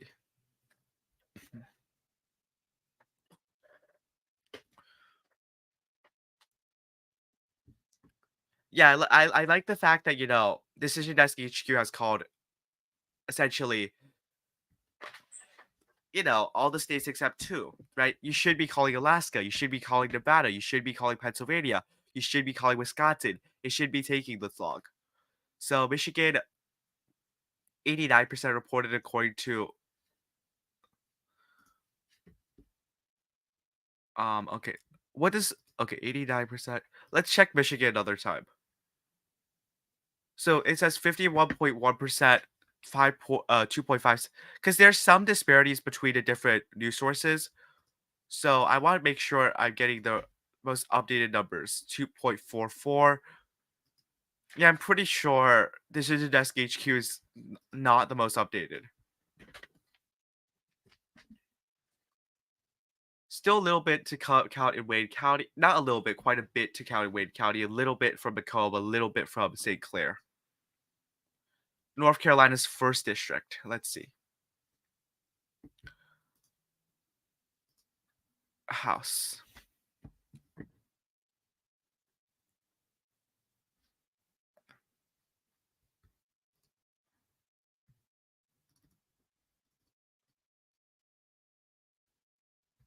North Carolina. I'm just quite bored right now, so I just want to go to each and every state to look at the numbers. I'll probably be here for at least another 20 minutes. And by the way, just look at the contrast here. Trump plus 3.4, Josh Stein plus 14.6%. And of course, the Libertarian got quite a bit of votes because there's a lot of Republicans who don't want to vote for Robinson and don't want to vote for Stein. I mean, the fact it's a 1.6% gap, so I'm really gonna. I don't think Laurie Buckhouse is gonna win. We're talking about 95+% of the vote in, and again, this is not actually that small of a gap. It's about 5,800 votes. You're not really gonna see that type of gap being overcame in a pretty, short duration of time. Also, please subscribe if you've been here for a long time.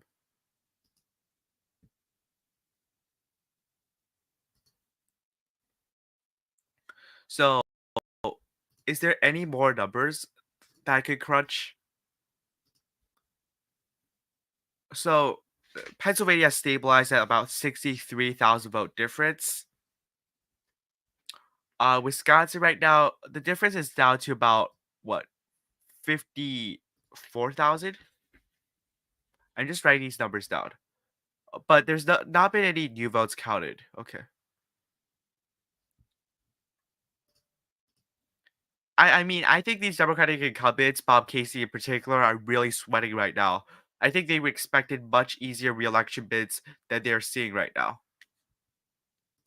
I want to say this is HQ. To be fair, they had this election in favor of Trump the entire time. So, yeah. House. Republican chances are slipping a little bit. In fact, it's 217 to 218. Let's go to Alaska.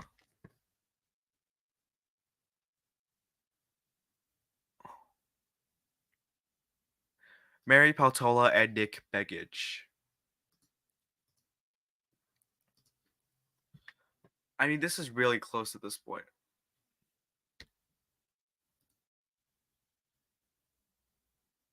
It feels like the 19th district also tied a little bit, but I might have just misremembered. I don't know.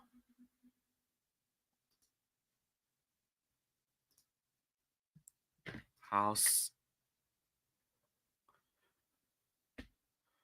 Okay. Oh, the 3rd district also tied quite a bit.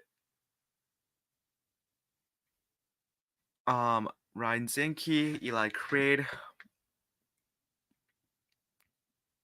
Okay. Yeah, we're not gonna know what happens in some of these California districts for a long time, so there's no real point looking at them at this point. Okay. So let's crunch the numbers in some of these districts. According to New York Times, there's only been one flip so far. It's not over yet in the House.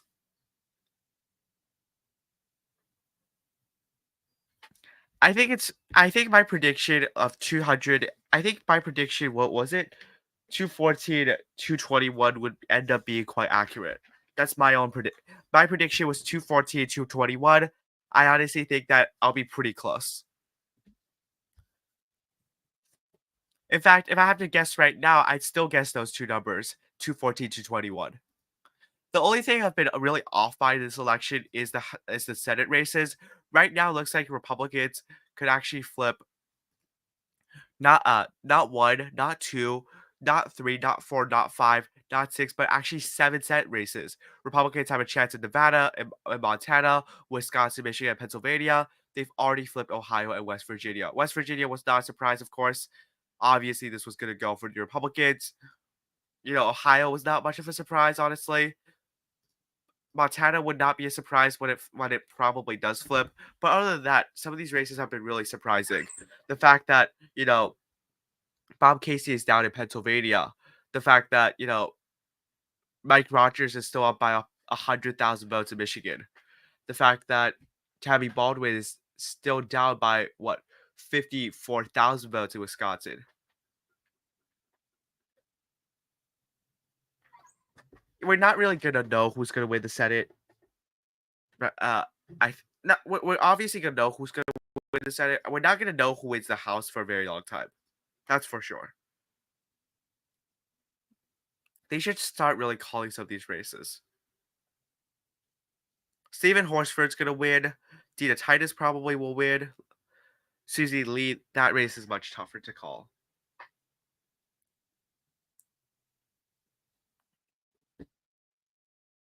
I want to look at some of these districts specifically. Okay, Alaska. Yeah, in California, because many of the districts only encompass one single county, there's no point to look at the countywide numbers. Um, Honestly though, 538, Thomas Suezy had like a 99% chance of winning, but he didn't win by that much of a margin. He won by less than 3. So some of these forecasts are not really that accurate. And also Dan Newhouse had a 98% chance of winning on 538, but this time around, it looks like the district is actually really close. I probably can stream for like another 15 minutes before I have to go, because, yeah. Oregon 5 and 6. Let's see. 221. I had 221 for the Republican Party. I'm sorry I didn't check the chat, but my final prediction was 221 for the Republicans, 214 for the Democrats. I honestly think right now that would actually be the right prediction. If I had to bet money, if I had to gamble my life, I would say that 221, 214 is the right prediction. Oregon 5 and 6. Let's see. Okay, we know the fourth will go to Van Hoyle. That's not too surprising. For the sixth district, I'm gonna start with the sixth one probably. So in Oregon, the sixth district. By the way, again, Kamala Harris did not do the best in Oregon either. I'm actually gonna start with the fifth. So this was a district that Democrats were supposed to easily win in 2022, and they lost with a very progressive candidate who unseated the incumbent Democrat. Looks like this time around, DeSantis-Raver is pretty screwed. The reason being, again, Marion County, the large Republican county in this district. Guess what? Oh, wait. No, Lake County, a big Republican county in the state, right? This is the largest Republican county in this district. It's 93% reported. You look at Marion County, another Republican area, it's 70% reported. Guess what areas has the least amount of the vote reported right now? It looks like right now it's the two counties, Clackamas County and Monmouth County. Clackamas County is D+8, while Monmouth County is D+60. It looks very likely that the 5th district will go for Democrat Chanel Bynum. And then we look at the other district here, Salinas. Andrea Salinas. Again, right? We look at these numbers. That's not even close. 18,000 votes is not close for a House district, especially with 68% reported. So, looking very good for the Democrats.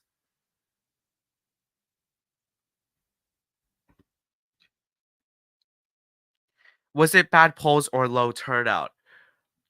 I think inherently polls do underestimate Trump, not because they intentionally underestimate him, because again, polls want a good reputation, but rather there's a lot of silent Trump voters because Trump has a bad reputation with the media and stuff, who are hesitant to say they're going to vote for Trump, who in reality have made their minds like a long time ago. And if you look at low turnout, Democrats definitely did see some surprise turnout in the final days of the election. People were talking about how undecideds were breaking for Harris. They may have been breaking for Harris, but even then, just because of the fact that Trump was consistently underestimated and still is consistently underestimated, you did see that Kamala Harris was able to win the presidency. No, Donald Trump was able to win the presidency. Sorry about that. Senate, I mean, I'm pretty sure there's not going to be any more votes coming in anytime soon, so I might end the stream in like 10 minutes' time. Okay, a little bit more from Nevada. Let's go and take a look. That's really close. I'm getting 2022 vibes, but Where did the vote come from? It definitely didn't come from Nye County. I think it came from Clark County, but it didn't make that big of a difference. By me right now, you don't really need to make much of a difference because the gap right now is just 870 votes. That's a really small gap. Okay, I think the vote came from Clark County. It was probably a single precinct. It gave Jackie Rosen a bit more of the vote than Sam Brown, and thus Brown's margin continues to tighten. The question really is Nye County enough for Sam Brown to win, or can Jackie Rosen end up climbing back on with victories in Washoe County and Clark County?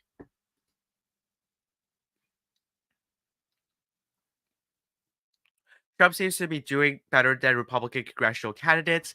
That is true. I think that's just because voters want to check and balance, because voters don't like to give one party the trifecta, and thus if they're voting for Trump, they don't want Trump to get the trifecta, and thus they're gonna vote for someone else. Sanders County is almost all in. Yeah, I'm pretty sure Don Bacon has essentially won already, but they won't call that yes yet.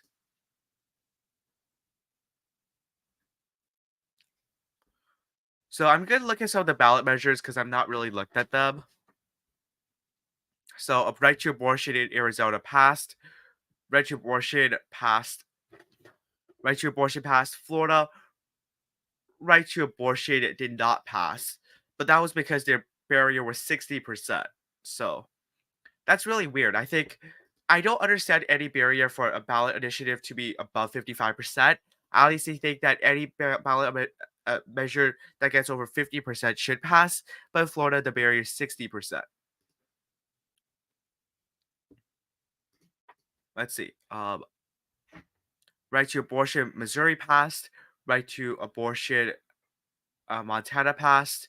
Right to abortion, Nebraska passed. Right to prohibit abortions after first trimester. It looks like it's against at this point. Right to abortion, Nevada passed. Right to abortion, New York passed. No. Yeah. Right to abortion passed. South Dakota, right to abortion, that did not pass. So elections and voting, repeal top four ranked choice voting. We don't know that what's going to happen there.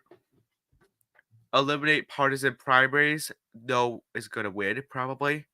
No excuse absentee ballot voting. Yes.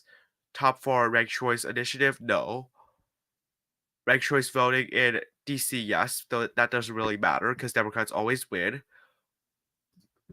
Iowa. Allow 17-year-olds to vote in primaries. That is a yes. Citizenship requirement. That's pretty obvious. Yes. Top four ranked choice. Idaho did not pass. Citizenship right to vote. Yes. Okay. Immigration. Increased border law enforcement. Yes. Clearly prevailing. Legalize marijuana. Florida. Again, 56% yes, but that failed. Legalize marijuana. North Dakota failed. Legalize marijuana. South Dakota failed. Marriage accepted, not surprising. Minimum wage, increased minimum wage in Alaska. Looks like yes is gonna pass. Decreased minimum wage for tipped workers, no. Increased minimum wage for tipped employees looks like a no. And $18 minimum wage in California looks like a no at this point. Okay. Nothing too much. New York 19th. I'm gonna check New York 19th. Okay, before then, I'm gonna check Michigan because it looks like another percentage point of the vote came in. 194,000 vote difference. Where did the vote come in though? From though? I don't know. I have no idea where that came in, or the fact that New York Times probably just made a slight adjustment. So I'm probably gonna leave in 5 minutes to make my stream exactly 2 hours long. There's no point to stay here anyways because there's not much to talk about. New York 19th. Which district is the 19th? Josh Riley, Marcus Monorino, if New York Times called it, I'm pretty confident they got it right. Because New York Times is very cautious about what districts they call and like what races they call. So if they actually called it for the Democratic Party, I'm pretty sure New York 19th is over. Also, seems like more than 99% has been counted. So if I was a decision desk, I'd probably call it already. It's not that surprising that Monterito lost anyways. This is a heavily blue district. And again, Brandon Williams, especially in the 22nd, this is a very, very blue district. This voted for Biden by 15 in 2020. And Williams is closely associated with Donald Trump, so that definitely did not help him.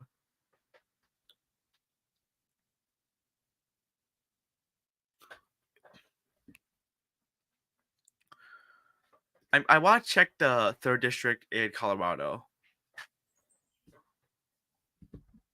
So Frisch is actually a pretty decent candidate, but he's not going to win. Pretty sure of that.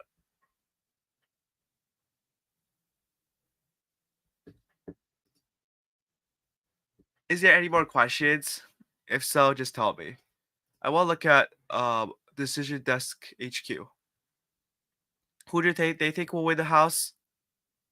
They haven't updated it in a pretty long time, so yeah, nothing have changed.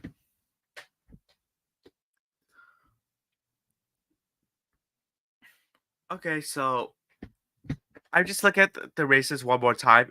If there's nothing to look at, then I'm just gonna leave soon. So Pennsylvania, nothing has changed. Michigan, oh, Michigan, something has changed. Okay, looks like some more of the vote has came in. Yeah, I'm pretty sure Elisa Slotkin won. Not won, but she's probably gonna win because with 82% of the vote in from Wayne County, as well as some more vote in from Washington County, she's only down by 0.09%. That's 5,000 votes. So I guess Michigan. Let me see. Yeah, I had Michigan, and now I'm gonna put it in lead Democratic. I think that's a pretty fair estimate. Wisconsin, not too sure, but I mean, Wisconsin was always Republican, 95% plus, so not surprising.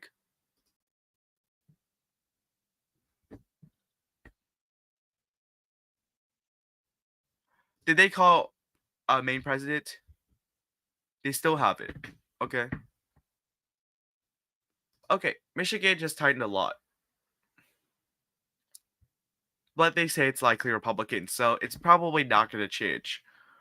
Though it could be just a 0.5% margin for Donald Trump. So Wayne County, what do they say?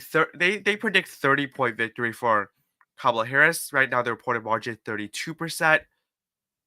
I did say previously that Harris had a chance to win Michigan. Now that more of the vote comes in, I still think that that chance does exist, though. Again, it was never a good chance, and thus, you're probably going to see Harris definitely losing the state overall.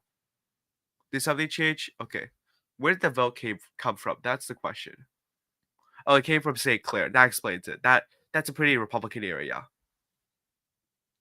A little bit more from Macomb, a little bit more from Wayne County, maybe a bit more from Washita, maybe a little bit more from Kalamazoo. Yeah. What's photos? I'm not interested in that.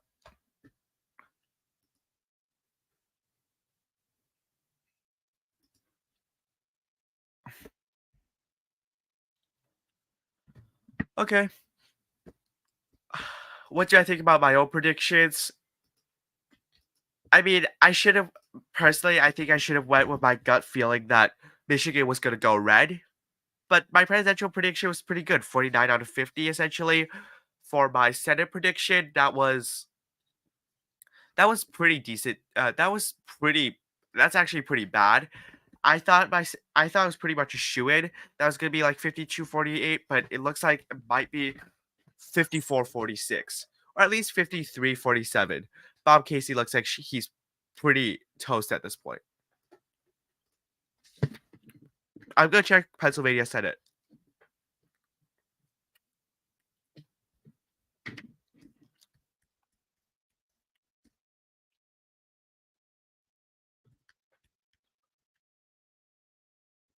Pennsylvania Senate election winner.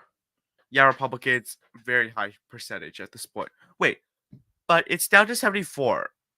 Yeah, last time I checked, it was like 90-10. Now it's down to 74-32. What about Michigan? Because these betting markets, they generally don't lie.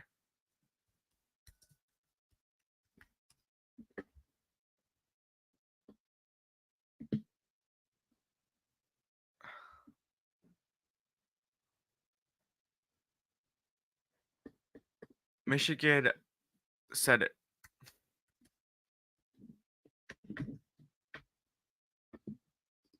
Okay, people seem to think that. What? Why is it 60-61? I think Polymarket is lagging.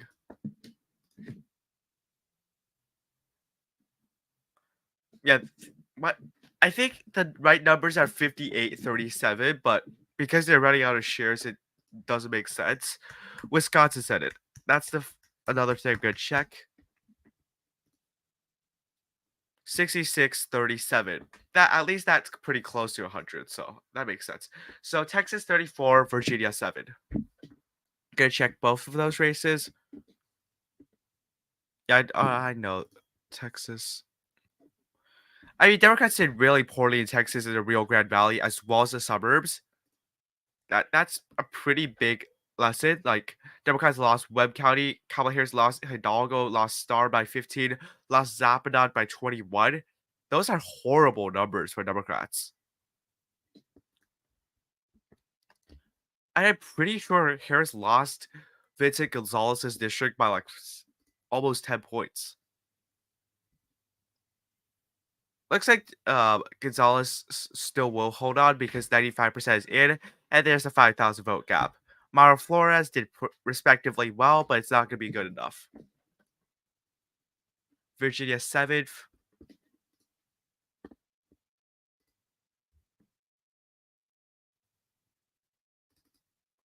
Eugene Vidman.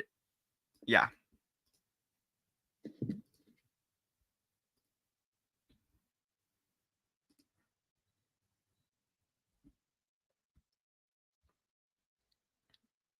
Um, let's check Virginia.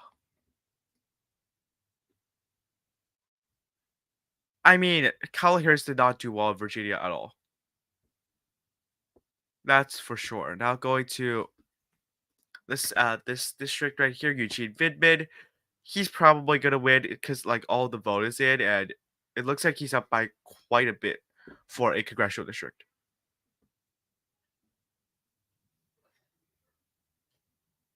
So yeah, I think that's everything I need to talk about. I don't think there's anything more really.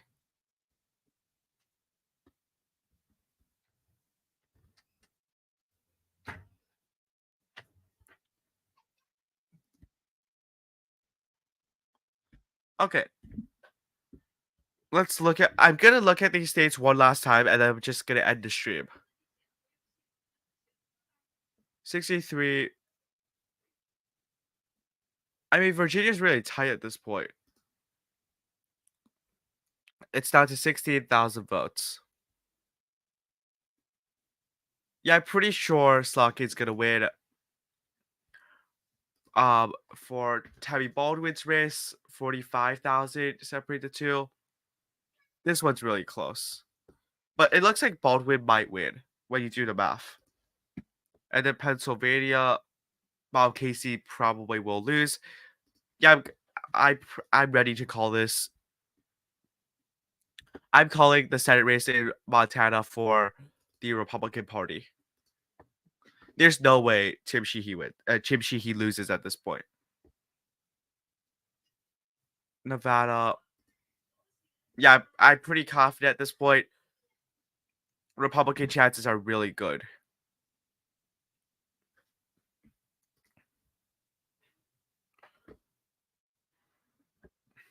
Yeah, so this is essentially my final prediction at this point. I might give Nevada right now to Jackie Rosen, so 53-47. Most likely, I'm going to be off by one seat in the Senate. I'm going to be off by one state in the presidential level. And my House prediction, I might as well also be off by one seat. Thank you so much for watching the stream. I'm going to leave at this point. Goodbye.